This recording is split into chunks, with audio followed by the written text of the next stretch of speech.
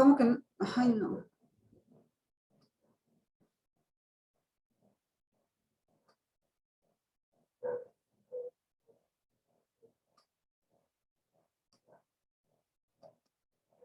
Bueno, ahora sí, ahí vamos. Hoy vamos a hablar entonces sobre las apariciones de la Virgen María. Y con esto vamos a concluir estos círculos que hemos estado viendo sobre nuestra Madre. Y pues para empezar, vamos a ver un poco qué dice la Iglesia de las revelaciones. Una aparición pues es un tipo de revelación, es una revelación privada, y por eso primero vamos a empezar hablando de qué son las revelaciones, la revelación, cuál es la revelación pública y cuáles son las revelaciones privadas, para que tener como claridad de ideas, claridad de conceptos. Entonces empezamos con ver qué es la revelación pública. Bueno, la revelación pública es, ya sabemos, es la que ha hecho Dios, que se ha dado a conocer a sí mismo y que en el culmen de la revelación nos ha enviado a su propio Hijo para que nos diga quién es Él. Con esto nos ha revelado cuál es, no solo nos ha dado a conocer quién es Él, sino que también nos ha dado a conocer su plan de salvación para toda la humanidad. Esta revelación se encuentra contenida en las Sagradas Escrituras. Esta comunicación de Dios ya terminó en ese momento, ¿no? Entonces, bueno, hay que tener en cuenta que esta fe, nuestra fe católica, no solo es una fe sobre ciertos conocimientos, sino es sobre la persona de Dios, ¿no? Dios que se manifiesta a sí mismo y que lo ha hecho de forma progresiva, ¿no? Empezó con los profetas y les fue dando a conocer una idea de quién era Él, pero ya cuando viene Jesús, Él nos da a conocer la revelación plena. Ahora, ¿quién es la depositaria de esta revelación? Es la Iglesia. O sea, ¿quién nos dice qué cosa es parte de esta revelación pública? Es la Iglesia. Y la Iglesia es la que va a enseñar y va a custodiar esta revelación. La revelación, una vez que se escribieron el último libro de la Sagrada Escritura, quedó terminada. Estamos hablando de la revelación pública, ¿eh? Pero, aunque terminó ya con la publicación del último libro del Nuevo Testamento, no significa que ya todo esté como muy explícito, sino que gradualmente hemos ido comprendiendo lo que está ya recogido en la Sagrada Escritura, que quizá no se le había dado tanta importancia, ¿no? Y Jesús mismo lo dijo en la última cena, les dijo a los discípulos: miren, todavía tengo mucha cosa que decirles, pero ahora no podéis con ello. Cuando venga Él, el Espíritu de la verdad, os guiará hasta la verdad completa. Así ha sido que, pues a lo largo del tiempo, se han ido declarando dogmas, se ha ido explicitando esta fe, nuestra fe católica, y por ejemplo, pues se ha dicho, bueno, ok, Jesucristo es verdadero Dios y verdadero hombre. La Santísima, ya Jesucristo nos los había dicho, ¿no? Yo voy al Padre, les enviaré el Espíritu, el Padre y yo somos uno, pero así como que se ha definido que pues, la Santísima Trinidad está compuesta por 3 personas, que la segunda persona, la persona del Hijo, se encarna y el Hijo toma pues 2 naturalezas, es una sola persona, la persona divina, pero que tienen 2 naturalezas, la humana y la divina, etc. A lo largo del tiempo, esa doctrina que ya estaba revelada, que ya Jesús nos la había dicho, pues se ha ido como explicitando a lo largo del tiempo. Pero en sí la revelación pública, que es esta que está contenida en la Biblia, pues ya está completa y está terminada. ¿Qué pasa con las, bueno, perdón, antes de pasar a la otra? Para comprender esta revelación, que como les decimos ya está terminada, hay 3 medios. El primer medio es la meditación y el estudio. Y esto lo va a hacer mucho la teología. Entonces los teólogos se dedican a estudiar lo que dijo, no sé, San Pablo, lo que dijo Jesús, a meditarlo, a buscar comprenderlo, y poco a poco se ha hecho la teología. Después también hay una experiencia espiritual, que eso se lleva a través de la oración y la contemplación. Y así vemos cómo, no sé, personas que quizá no tengan muchos conocimientos, con personas sencillas, y sin embargo tienen una gran comprensión de quién es Dios, ¿no? Y a veces una comprensión mayor que muchos teólogos, ¿no? Y luego está la enseñanza de la iglesia. Perdón, en la contemplación, así por ejemplo, vemos cómo pues hay gente a la que se le revela a Dios de una manera especial y tienen experiencias místicas que les van, pues sí, revelando, no sé, a lo mejor la misericordia de Dios o el amor de Dios a la humanidad. Ya estaba eso dicho. Simplemente con esta experiencia espiritual, en la oración, en la contemplación, las personas van como adquiriendo mayor comprensión de esa revelación. Y después está ya lo que es la enseñanza de la iglesia, que es pues lo que nos predican los obispos, el papa, los sacerdotes, etcétera, que están en comunión con el papa. Entonces, la iglesia, como decíamos, es la depositaria de la revelación. Ahora, esta revelación pública exige nuestra fe. O sea, no es opcional. Esto es lo que creemos, los que nos decimos católicos. No se puede decir, ay, pues yo en esta partecita no creo. No. Si somos católicos, tenemos que creer en toda la revelación, todo lo que la iglesia ha dicho, y que está pues contenida en el credo, que está contenida pues en los escritos, ¿no? Por ejemplo, en el catecismo, etcétera. Lo que se ha dicho en los concilios. Entonces, esto estamos obligados a creerlo, a adherirnos a ello, y tenemos que tener cuidado de no aferrarnos a nuestros propios puntos de vista o tradiciones familiares, o etcétera. Realmente ni lo que a mí me parece que es mejor. Aquí realmente tenemos que adherirnos a la que la iglesia nos dice, y hay que darle el asentimiento de nuestra fe. Y para poder hacerlo bien, es importante estudiarlo, porque ¿cómo voy a adherirme a algo que no conozco? Por eso yo comencé dando clases de credo.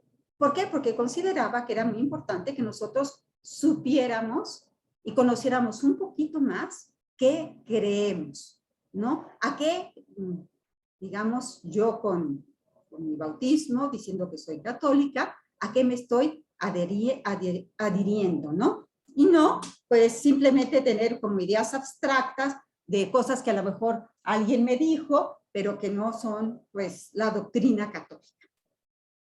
Entonces, esta es la revelación pública. Después hay revelaciones privadas.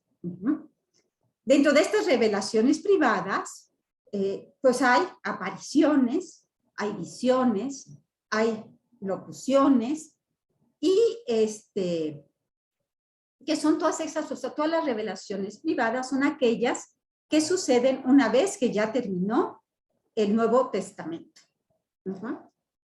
Estas revelaciones privadas no completan la revelación pública, no se añade nada, pero sí pueden ayudar a nuestra fe a vivirla en cierta época y a comprender mejor algo que ya estaba en la revelación pública. Por ejemplo, las revelaciones que se dio a Sor Faustina sobre la misericordia. No es que antes de estas revelaciones no se supiera que Dios era misericordioso. Vamos, Jesucristo lo había dicho claramente, ¿no? Cómo había actuado él con la mujer pública, con los publicanos, con las meretrices, con el hijo pródigo. O sea, él había dicho de 1000 maneras que Dios era misericordioso. Sin embargo, viene la revelación que se hace a Sor Faustina y se nos hace comprender todavía, pues sí, puede ser como que nos ilumina un poco más eso que ya estaba dicho. Y entonces le empezamos a dar más atención, a tomar más en cuenta esa misericordia de Dios. Entonces, la revelación privada puede así ser una ayuda para creer algo que ya nos decía la fe, ¿no? Esa fe que viene de la revelación pública. Estas revelaciones privadas, no sé, a Santa Catalina de Meris, a Sor Faustina, a Santa Margarita María de Alacoque, etcétera, no exigen que nosotros asintamos con la fe católica, sino con fe humana. Es decir, ¿por qué? Porque se nos presentan como probables, como piadosas, como algo que pues, puede ser creíble y que nos ayuda, pero no son obligación creerlas ni usarlas. O sea, más que, sí, como que yo no tengo que adherirme con fe, con mi fe. Mi fe sí tiene que estar adherida a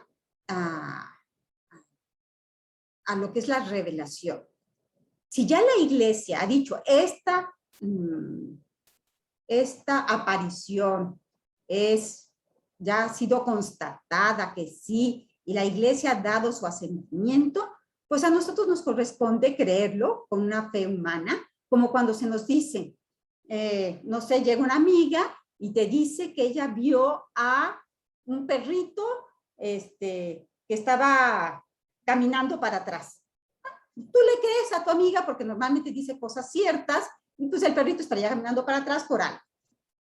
O creemos que nos dicen que existe Groenlandia. Nunca he ido a Groenlandia, pero me creo con fe humana de que existe. Bueno, pues así pasa con las apariciones, ¿no? Entonces se nos dice que la Virgen de Guadalupe se apareció a Juan Diego en el año 1531 y tal. Bueno, yo le creo a Juan Diego, creo también porque la iglesia lo ha aprobado, porque está el manto de la Virgen, etcétera, porque se le han hecho muchas investigaciones y yo con fe humana creo. Puede haber gente que pues no le tenga devoción a la Virgen de Guadalupe. ¿Por qué? Porque ni la conoce, o porque la conoce bien poco, o porque pues simplemente no le da devoción. No pasa nada que no, pues sí, no sean devotos a la Virgen de Guadalupe. Las revelaciones privadas van dirigidas principalmente a la persona a la que se le apareció o se le hizo esa revelación, ¿no? Claro que muchas veces estas revelaciones pues van a alcanzar a muchas personas, pero eso no significa que las revelaciones fueran necesariamente para todo el mundo, sino para estas personas. Entonces, estas revelaciones, hay un criterio que nos dice si son un criterio de valor, de verdad, si estas revelaciones nos llevan a Cristo. ¿Okay? Si no nos llevan a Cristo, hay que dudar de esas revelaciones. Nos tienen todas que llevar a comprender, a acercarnos, a amar más a Cristo. Jamás alejarnos de él. Si yo veo que mi devoción a la Santísima Virgen de Guadalupe me está alejando de Cristo, porque ya me centré y yo solo todo es María, María, María y la Virgencita.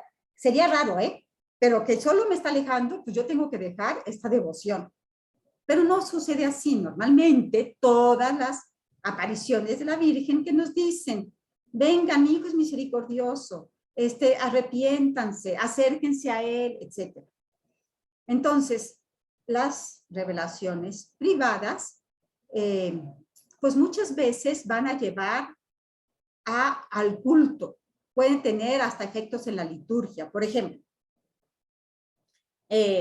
existe en la liturgia una fiesta que en México además es solemnidad de la Virgen de Guadalupe. Pero también existe la memoria, por ejemplo en México, de la Virgen de Lourdes. Y sabemos que es el 11 de febrero. Seguramente en Francia y en Lourdes es solemnidad, no solamente. Entonces, muchas revelaciones privadas han pasado a la liturgia. Por ejemplo, la fiesta de, pues sí, de la misericordia, del Sagrado, no es del Sagrado Corazón porque ese ya estaba, la que se celebra en Pascua, bueno, que es la de Sor Faustina. Pues ya pasó a la liturgia después del domingo de resurrección. El siguiente domingo es la fiesta de la misericordia, de la Divina Misericordia. Entonces, muchas de estas fiestas no solo se han considerado verdaderas, sino que han pasado incluso a la liturgia. Estas revelaciones privadas son posibles y, como dice San Pablo en la carta a los tesalonicenses, no debemos apagar al espíritu. No podemos decir de cualquier cosa, no, no es cierto y no es posible, etc. No, sí son posibles. No significa que una cosa es que sean posibles y otra es que todas sean verdaderas. Ahora, vamos a ver un poco cómo son, o sea, qué tipo de revelaciones privadas hay, cuál es su estructura antropológica. Bueno, se puede decir que existen tres formas de percepción o de visión. Una es cuando la persona, el vidente, tiene una percepción por externa sensible. Es una visión sensible, es una visión no sé, hay una luz, hay algo que el vidente ve, lo está viendo, que se puede ver, se puede en algunos casos tocar o oler, ¿no? De repente tienen visiones que a lo mejor las acompaña un olor a rosas, por ejemplo, ¿no? Entonces, pues muchas veces, la mayoría de las apariciones no son sensibles, ¿no? Simplemente es una aparición de tipo más intelectual. También hay lo que son visiones imaginativas, que la mayoría de las estas revelaciones son de este tipo. Simplemente la persona en su imaginación lo ve. No sé, por ejemplo, San José lo veía en sueños, era una imaginación, era algo que estaba ahí en la imaginación. Y luego hay otras que son simplemente intelectuales. Tienen por ejemplo, los místicos, así los que ya están en grados superiores, pues tienen estas revelaciones de tipo intelectual que les hacen comprender con una mayor profundidad algo de nuestra fe. La mayoría de los videntes tienen visiones interiores. Y por eso, por ejemplo, cuando los 3 pastorcitos de Fátima estaban con una multitud de personas, nadie veía lo que los pastorcitos veían, eran visiones interiores. Sin embargo, por ejemplo, ¿se acuerdan cuando va San Pablo camino a Damasco y que Jesucristo se le aparece? Dice que se apareció y vio una gran luz y le dijo unas palabras. Y dice en el Evangelio, en los Hechos de los Apóstoles, que los que lo acompañaron vieron la luz. O sea, fue algo que todos vieron, pero que solo San Pablo oía. Por ejemplo, en el caso de las apariciones de Fátima, los pastorcitos ven a la Virgen. Pero fíjense, no todos escuchan a la Virgen. Hay uno, creo que es el niño, Francisco, él ve, pero no sabe qué está hablando, no sabe qué está diciendo. ¿no? O sea, o algo por el estilo. Entonces, no todos veían, o sea, unos veían, otros oían, etc. Entonces, el vidente, con los sentidos, ve algo, aunque no siempre todos lo ven igual, y es privada, ¿por qué? Porque los que están afuera, aunque sean una multitud, no ven ni oyen nada. ¿Ok? Para este tipo de revelaciones, se necesita que sean almas sencillas, que no estén saturadas en sus sentidos, de manera que puedan penetrar en el interior y captarlas. Por eso, si se fijan, la mayoría de las apariciones son o a niños o a gente humilde, a gente sencilla. ¿Por qué? Porque tienen una capacidad de percepción diferente. En nuestra época, que estamos tan bombardeados por tantos medios y estímulos, es muy difícil que tengamos revelaciones. Y por eso las revelaciones, ¿dónde suceden? En los conventos. ¿Por qué? Porque en los conventos las personas están alejadas de tanto ruido, de tantas cosas. Y hay que decir, pues, que a veces las visiones pueden tener los tres tipos de caracteres al mismo tiempo.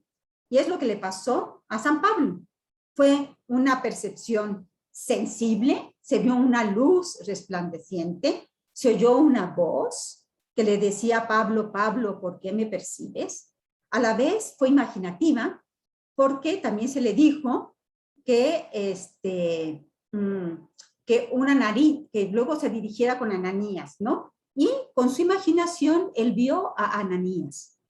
Y a la vez fue una visión intelectual porque él comprendió el mensaje de Dios y lo que Dios quería de él. ¿Sí? Entonces ahí podemos ver que tiene pues todos los tipos de caracteres, ¿no? No solo fue una visión sensible, no solo fue una visión imaginativa, ni intelectiva únicamente, ¿no? Ok, estos son pues los tipos de visiones que hay. Ahora, ¿qué pasa cuando hay una aparición? ¿Cómo se debe de juzgar o qué criterios hay para juzgar si una aparición se dio, si no se dio? Bueno, primero hay unos criterios que se llaman positivos, es decir, son aspectos que hacen que sea posible esa aparición. Entonces, ¿cuáles serían? Bueno, en primer lugar, que al menos hay una certeza moral o una posibilidad de la existencia del hecho, ¿no? Que después de hacer una investigación se diga, no, pues sí es posible este hecho, ¿no? Y después tiene que haber unas circunstancias particulares que nos hagan creíble que haya sucedido. Por ejemplo, unas características del sujeto que recibe la aparición. Pues tiene que ser una persona sana psíquicamente, ¿no? Y no que pues esté, pues sí, con sus capacidades psíquicas alteradas, que tenga neurosis, que tengan histerias, etcétera, ¿no? Entonces, que tenga un equilibrio psíquico, que sea una persona honesta. De nada sirve que esta persona sea de las que dicen, pues que se me apareció y vi a Santa Claus y después se me apareció no sé quién y dices, no, y normalmente no es muy sincera en lo que dice, pues te hace ya dudar, ¿no? Que tengan una rectitud de vida y un criterio también que es muy importante es que sean dóciles a la autoridad eclesiástica. Cuando hay desobediencia, no está Dios. Porque acuérdense que el primer pecado, el pecado de nuestros padres, de nuestros primeros padres, de Adán y Eva, fue un criterio, un pecado de desobediencia. Entonces, tiene que haber obediencia en la persona. Además, esto es en cuanto al sujeto que recibe las apariciones. En cuanto a lo que se dice en la aparición, pues tiene que ser algo que no vaya en contra de la doctrina teológica y espiritual, o sea, que sea algo verdadero, que vaya de acuerdo con nuestra fe, ¿no? Que esté libre de error. No puede haber una aparición en que se digan, pues, cosas contrarias, ¿no? Que no van con nuestra fe. Y después, el fruto que producen las personas. Entonces, que tiene que haber frutos de piedad, frutos de conversión, frutos de... Ay, ¿qué es eso?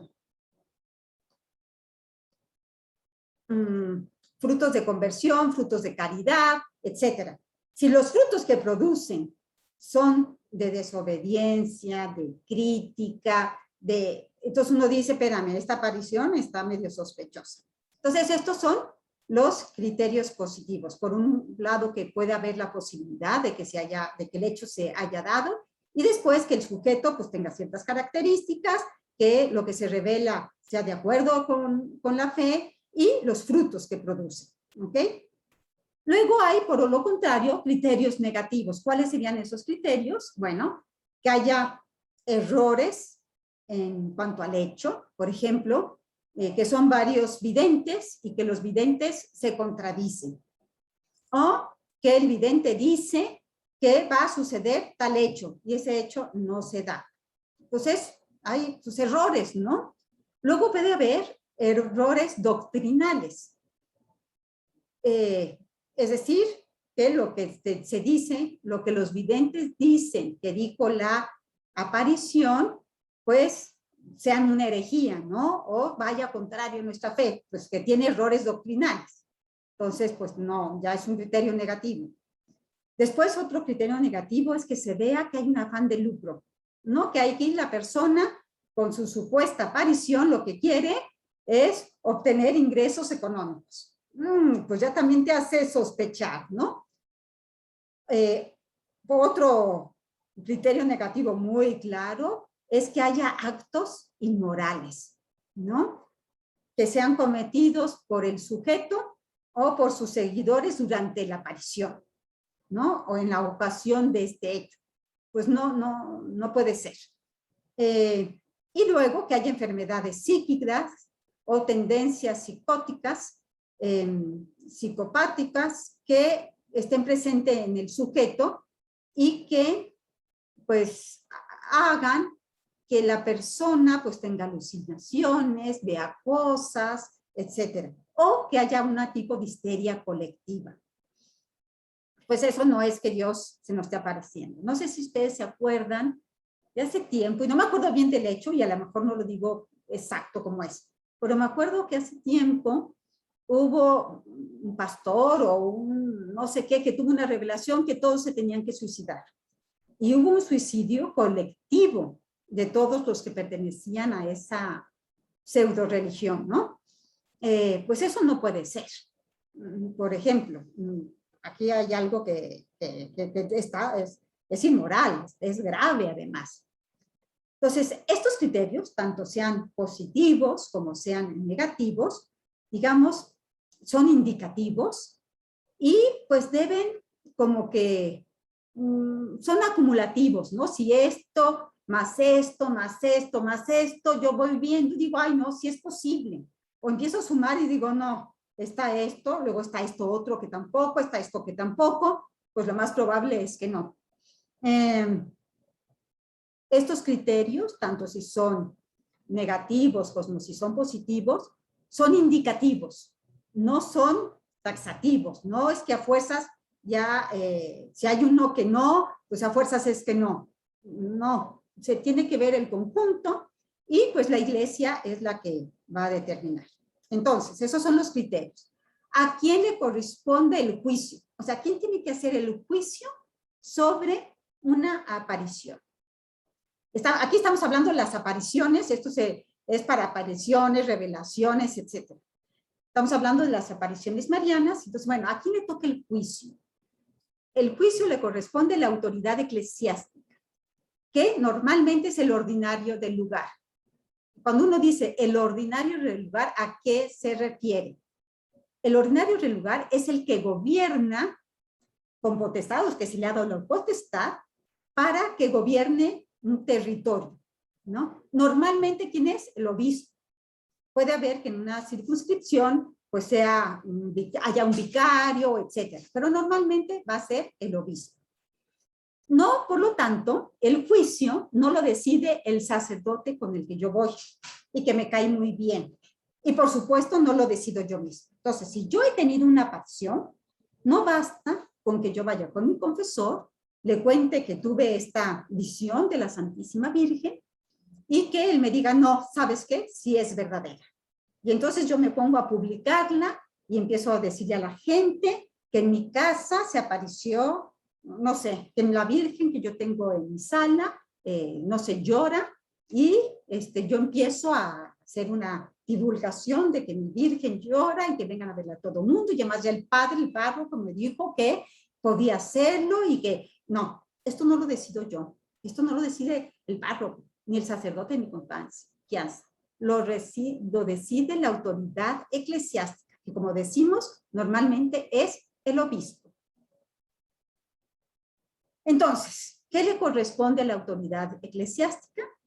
Pues juzgar el hecho. Entonces, hay una presunta aparición, el obispo ve con los criterios positivos, los criterios negativos, y empieza a juzgar el hecho.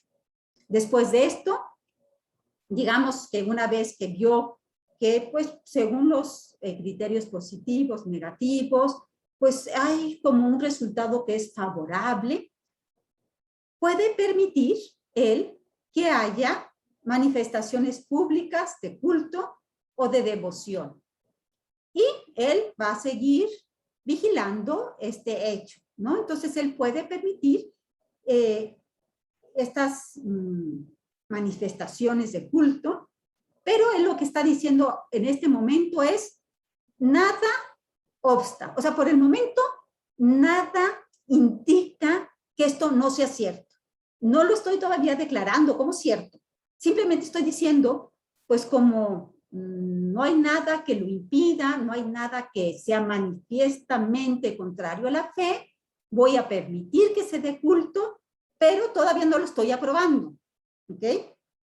Y por último, después a lo mejor de mucho tiempo, o que ya se pudo ver con la experiencia adquirida, que sí se dio la aparición y ya se puede hacer un juicio sobre la verdad, y se dice, no, esto sí realmente es un hecho de carácter sobrenatural. Y ya se ha visto pues, que hay muchos frutos espirituales, a lo mejor curaciones, etcétera, ¿no? Entonces, esto es importante entenderlo, porque muchas veces se dice, ¿esto está aprobado por la iglesia? Bueno, cuando tú dices aprobado por la iglesia, ¿a qué te estás refiriendo? A que por lo pronto está diciendo que no hay nada que lo impida, o te estás refiriendo a que ya está aprobado completamente, ¿sí? Vamos a ver entonces. Luego vamos a aclarar un poco más esto que acabo de decir. Entonces, la autoridad competente que puede intervenir. Ya dijimos, en primer lugar, a quien le compete es al obispo del lugar. Definitivamente él es el que tiene la autoridad en su diócesis. Ahora, la conferencia episcopal o los obispos regionales o nacionales pueden intervenir cuando el ordinario del lugar decide que, ay, yo tengo dudas, me gustaría que me ayudaran, ¿no?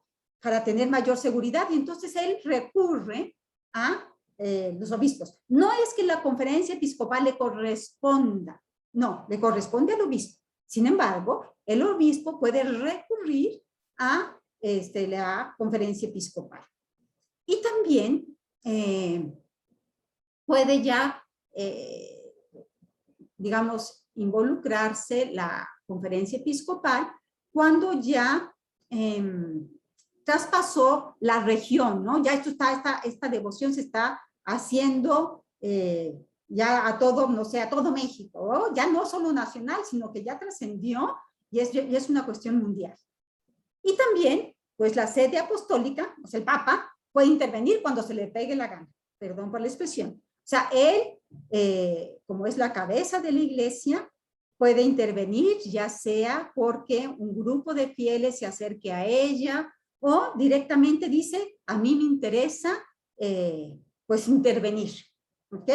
Ya sea porque, les digo, porque el obispo, el ordinario del lugar lo pide, ya sea porque unos fieles lo piden, o ya sea porque él mismo decide hacer, ¿ok? Entonces, en cuanto a las apariciones marianas, digamos que hay 3 tipos de juicios, que medio ya los dijimos. Uno es las apariciones aprobadas, que ya tienen el juicio de la iglesia de, ¿cuál es el juicio? Es la palabra, es en latín, es constat de supranaturalidad. Es decir, consta que su origen es sobrenatural. Esta aparición ya nos ha constado que su origen es sobrenatural. ¿Cuáles apariciones, por ejemplo, tienen este juicio de aprobada? Pues la Virgen de Guadalupe, la Virgen de Lourdes, la Virgen de Fátima, la de la Medalla Milagrosa. O sea, hay varias apariciones a lo largo de los siglos que ya constan y tienen de que consta, ya es claro, consta que su origen es sobrenatural. Luego existen otras apariciones, y son muchas, que aún no tienen la aprobación eclesial, pero tampoco tienen la prohibición o la censura. Es decir, no se ha dado un juicio que sea ya definitivo sobre ellas. Entonces, ¿qué se dice? Por el momento, no consta que su origen no sea sobrenatural. En latín es non constant de no sobrenaturalidad. Es decir, lo único que está diciendo es, no se consta que el origen no sea de origen sobrenatural. Entonces, no se ha dicho, no, estos son invenciones, pero están como en un carácter de no definitivo. ¿Y qué pasa en estos casos? Normalmente, el fiel católico puede acudir a estos lugares y realizar actos de piedad. Y los pastores, también los sacerdotes, pueden acudir, celebrar los sacramentos, a menos que haya una prohibición explícita del ordinario del lugar. Este estado de no consta que su origen no sea no sea de origen sobrenatural, o sea, no consta que no sea sobrenatural, pueden durar muchos años.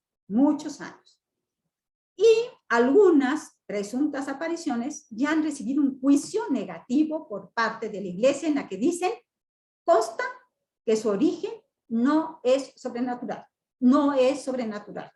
Aquí puede ser una cuestión de tipo esquizofrénica, de alguien que quiere lucrar, puede ser alguna cosa de tipo diabólica. Entonces, se dice, no, esto ya consta que su origen no es sobrenatural. Entonces, no sé si se dan cuenta, hay 3 tipos de cosas. Una que de plano prohíbe, otra que dice, no, esta aparición sí es cierta y sí es de origen sobrenatural, y otra que dice, pues por el momento no sabemos. Por el momento sabemos, no nos consta que no sea de origen sobrenatural. Entonces, ¿qué pasa? Quiero hablar de 3 apariciones, que además son recientes, que están justamente en este de non constant de no sobrenaturalidad.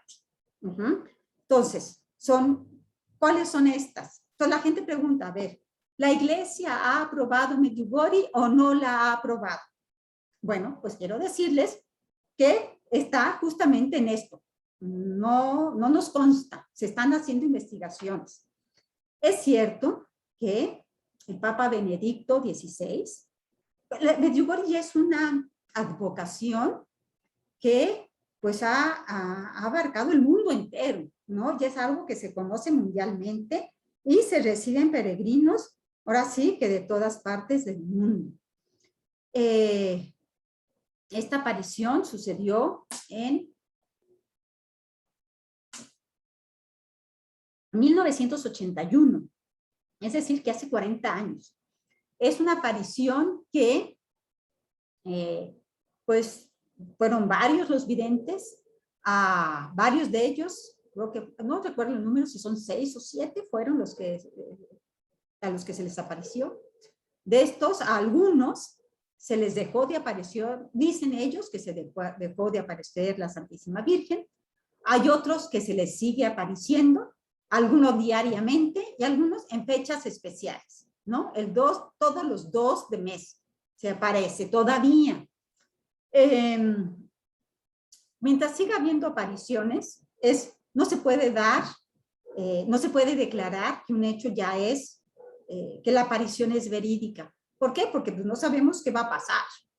Luego, muchas apariciones han dicho que, no sé, en el caso de Medjugorje, han dicho que va a haber un signo visible para todo el mundo y que todo el mundo ahí va a poder creer que realmente sí la Virgen se apareció y que va a quedar como muy claro. ¿Qué ha pasado mientras con la iglesia? En un principio, más bien la iglesia fue muy cauta y más bien al principio hasta medio se prohibió, se le pedía que no fueran, etc. Con el paso del tiempo, al ver, pues sí, que esto empezaba a creer, que había frutos abundantes, etc., pues ha ido cambiando la cosa. Actualmente, ¿cómo está? ¿En qué estamos, no? Actualmente. El Papa Benedicto XVI formó una comisión de teólogos y obispos y les encargó analizar estas supuestas apariciones marianas en Medjugorje. Ellos hicieron su investigación y entregaron su informe a la Congregación para la Doctrina de la Fe, que es en última instancia pues la que se encarga ya de ver esto, ¿no? Y ya se ha entregado esto, pero pues no se espera que vaya a haber un veredicto ya del Papa, porque yo creo, esto es opinión personal, que no va a suceder hasta que acaben las apariciones. El portavoz de la Santa Sede, el padre Lombardi, que confirmó pues que esta comisión de teólogos y obispos pues habían analizado ya todo esto y que sus conclusiones estaban entregadas, ¿no? Y que ahora pues les correspondía a la Doctrina para la Fe analizar este informe. Entonces, como decimos, esto no significa que ya la Santa Sede vaya a emitir un juicio sobre la verdad o sobre la no verdad. Puede llegar a darlo, pero sería poco probable, ¿no? Y probablemente después de que se haya entregado este informe, puede a lo mejor se puede decidir, no, ¿sabes qué? Todavía queremos nuevas investigaciones. Lo que sí se sabe es que por lo pronto no hay nada contrario a la fe. Lo que sí se sabe es que hay muchos frutos, de tipo espiritual, muchas conversiones. Yo he ido a Medjugorje y puedo decirles que el ambiente que se vive allí es de un auténtico fervor. Pero uno no puede decir, ya está aprobada por la iglesia. No, no está todavía aprobada por la iglesia. Simplemente la iglesia ha dicho, se pueden hacer peregrinaciones, se han construido, pues está la iglesia, se ha propagado la devoción, etcétera. Se hacen peregrinaciones multitudinarias, etcétera. Este es Medjugorje. Luego está la de Garabandal. Quizás yo esta no sabía mucho, luego está la película de Garabandal,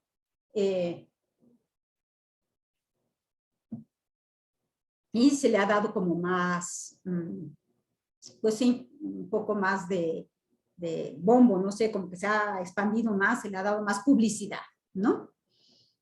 Desde un principio, la jerarquía de la Iglesia Católica, pues ha manifestado su duda o su incertidumbre de que sean sobrenaturales estas apariciones marianas. Más adelante, los 3 obispos, esto es el de Santander, Garabandal está en Santander, se pronunciaron en contra ¿no? De las apariciones, y hasta se prohibió a los sacerdotes que fueran, que participaran y que colaboraran. Y en un momento dado, hasta el obispo de Santander dijo que se les iba a quitar, se les iba a suspender su licencia para poder oficiar a los que sin permiso fueran, ¿no? Y se les pedía a los fieles cristianos que no asistieran, ¿no? Esto fue en un principio. Después, después hay que decir que las apariciones de Garabandal se dieron en 1947, y después, más adelante, en 1966, ¿ok? Entonces, todavía ha sido algo reciente. Estas prohibiciones, lo que les dije que había sucedido en un principio, se levantaron a partir de los años 80, se quitaron. En 1987, el obispo de Santander realizó una nueva investigación y suspendió todas las prohibiciones que impedían que los sacerdotes pudieran ir a Garabandal. Y se les permitió que pudieran celebrar la Eucaristía, siempre con la autorización del párroco local, pero se les permitía celebrar los sacramentos. ¿Okay? En 1992, el cardenal Ratzinger, es decir, el que sería el Papa Benedicto XVI, que entonces, ¿se acuerdan? Era el prefecto para la Congregación de la Doctrina de la Fe, le aconsejó al obispo de Santander que no cerrara el caso y que más bien continuara con la declaración de no consta sobrenaturalidad. O sea, todavía no nos consta. Ahorita no sabemos si es sobrenatural, pero no lo prohibimos. Entonces, esto, como les digo, significa que falta la certeza de aceptarlo, pero tampoco se les rechaza, ¿no? Se ha dejado como la cuestión abierta a futuros estudios. En el año 2007, el obispo Carlos Osorio escribió una carta en la que dijo: estoy seguro de que el próximo obispo promoverá los estudios para que se examinen con mayor profundidad los sucesos de Garabandal. He conocido conversiones auténticas. Ante estos sucesos, ¿cómo no sentir la necesidad de abrir siempre nuestro corazón a nuestra Madre María? Les animo a seguir manteniendo esta devoción. Entonces, se le apareció a una mujer, como les decía, en 1947. Luego ella entró, creo que entró, no sé si como religiosa o solo como auxiliar en un convento, y luego ayudando en cuestiones como de enfermería. Como les digo, se les volvió a aparecer la Virgen en 1966. No ha habido nada de cuestiones doctrinales incorrectas. Sí ha habido contradicciones, o más bien que contradicciones, sí, contradicciones puede decir, de que se dice que va a suceder algo en cierta fecha y no sucede, ¿no? Pero a la vez ha habido, pues como dice aquí el obispo, sí ha habido conversiones, ha habido actos de, o sea, sí suscita la devoción en muchas personas. Entonces, por el momento, ni está aprobada ni está rechazada, ¿sí? ¿Y qué pasa? Alguien me preguntó, ya no me acuerdo quién, en la vez pasada me preguntó sobre la rosa mística, ¿ok? Ay, perdón, lo que dije de las apariciones fue de la rosa mística y no de la de Garabandal. La de la Garabandal también fue en este siglo, pero no me acuerdo en qué fecha. Fíjense, ya les dije las cosas mal. Disculpen, rewind, y déjenme ver Garabandal cuando fue.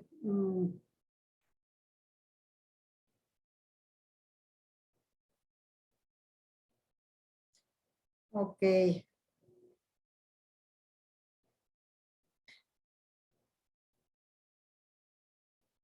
en 1961, es muy reciente. Lo que les dije de las apariciones fue esto, que se le apareció a la persona que se llama Pierina Gili, que él ya dijo que se le apareció en 1947 la Santísima Virgen, y después en 1966. Esto ocurrió en Brescia, en una localidad que se llama Fontanelle, y ella, los obispos de las diócesis, pues han estudiado las apariciones y no han determinado todavía si consta o no consta que son de origen divino. Por lo pronto no consta que son de origen divino, pero tampoco consta que no son de origen divino. Por lo tanto, pues los católicos no podemos asegurar que vio a la Santísima Virgen ni que recibió un mensaje. El obispo ha pedido que no se promuevan estas como verdaderas estas apariciones, y como que lo ha dejado un stand-by. La advocación a la devoción está permitida. Se permite el culto en el lugar donde pasó el acontecimiento, se permite la peregrinación, pero la Iglesia ha pedido que se haga, o sea, nosotros la advocación de rosa mística, se tiene esta advocación para designar a la Santísima Virgen desde el siglo III, ¿no? Entonces lo que se pide es que la devoción que se tiene sea a la rosa mística y que no se haga referencia necesariamente a las supuestas apariciones de esta persona, ¿no? Simplemente se están, pues sí, es en lo que está, ¿no? Está en proceso, se ha pedido al obispo que allí no se haga demasiado alboroto, y que lo que se haga sea, pues, rezándole a la Virgen María con la vocación de rosa mística, pero pues la rosa mística como Torre de Marfil, Torre de David, como cualquier otra de las advocaciones, no haciendo referencia ni vinculándola a la persona de Pierina Gili. Hay que decir, sin embargo, que esta Virgen, ya para terminar, en algunos lugares esta advocación se ha propagado mucho, que hay lugares en donde se le han construido templos o capillas, que hay una imagen, que es esta, que tiene 3 rosas, y allá hay otras imágenes. En una de las apariciones, la Virgen pidió que se rezara por los sacerdotes y por las almas consagradas para que dieran buen testimonio. Ligada a esta, se han hecho pues, algunas curaciones, ha habido cosas como extraordinarias con esta Virgen. También está vinculada a la rosa mística, que la aparición de escarchas, como brillitos, ¿no? Y sí ha habido hasta investigaciones sobre estos brillitos, ¿no?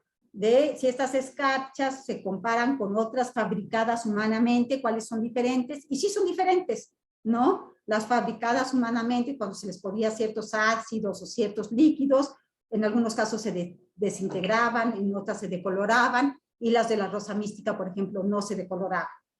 Pues sí, ha habido cosas como de tipo más extraordinario, pero la Iglesia no se ha pronunciado. Por el momento no se... Hay gente que es muy devota, yo conozco a una señora que regala vírgenes en cajitas, porque es muy devota, y pues simplemente podemos decir esto. ¿Qué hay que hacer? Yo creo que lo más importante es, yo diría, 3 cosas. 1, que las apariciones a la Virgen nos lleven a Jesucristo, a aumentar nuestro amor a nuestro Señor. 1. 2, que siempre, sea cualquier advocación que sea, es a la Madre de Dios, es a la Virgen Santísima, no es a esta o a esta otra imagen. Como que siempre tener en cuenta, yo me estoy acercando a la Santísima Virgen María, Madre de nuestro Señor Jesucristo.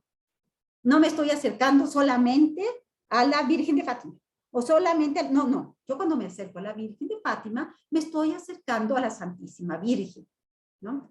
Y 3, cuidar todo lo que sea como superstición, ¿no? Entonces, si yo te paso un trapito por esta imagen, porque esta imagen suda, entonces ya se va a curar tal y yo tengo, no sé, ¿no? O si a mí me aparece una escarcha, yo, significa que la Virgen me va a bendecir con algo y yo, pues no, espérate, todavía no ha sido aprobado, no caigas en supersticiones. Si te ayuda tu piedad, si te ayuda a rezar, pues adelante, adelante.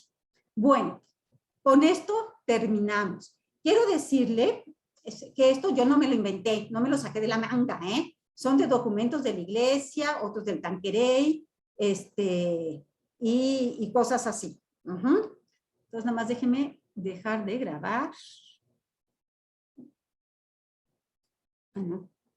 No es esto lo que quiero. Lo que quiero es para detener la